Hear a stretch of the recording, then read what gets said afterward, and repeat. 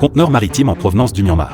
Quel trésor pouvait bien s'y cacher? Lorsque les portes s'ouvrirent, les chasseurs de trésors furent accueillis par une odeur médicinale particulièrement âcre. La cale était remplie de fûts en plastique et en métal de toutes sortes, semblant contenir diverses matières premières chimiques. Certains portent même le symbole d'une tête de mort. Les frères Roos devinent qu'il pourrait s'agir d'engrais. Anna appelle directement son mari, qui lui dit de l'acheter sans hésiter. C'est une véritable mine d'or, à la fois facile à vendre et très précieuse. Ayant entendu la conversation, Us s'est approché d'Anna. Il propose de s'associer pour les enchères et se partager les bénéfices à parts égales. Anna accepte l'offre.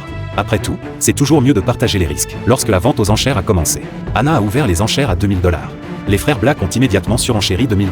Jason entre aussi dans la compétition, quand les frères Noirs atteignent 3000 $.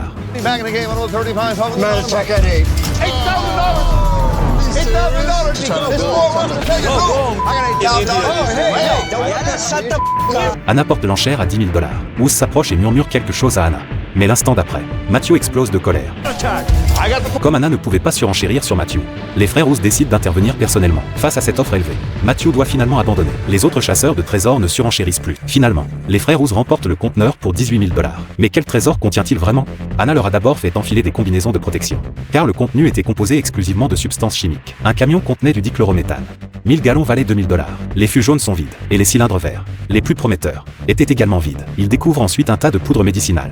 Mais ceux-ci avaient moisi à cause d'un stockage prolongé, et étaient désormais sans aucune valeur. Au final, après estimation, la valeur totale du conteneur n'est que de 2800 $. Les frères Roos sont complètement paniqués. Cette fois, ils avaient perdu la somme colossale de 15 200 $. Furieux, ils partent en laissant Anna gérer seule ce désastre. Il faut bien dire que même les frères Uzi ont parfois des jours sans. Quel trésor le prochain conteneur renfermera-t-il?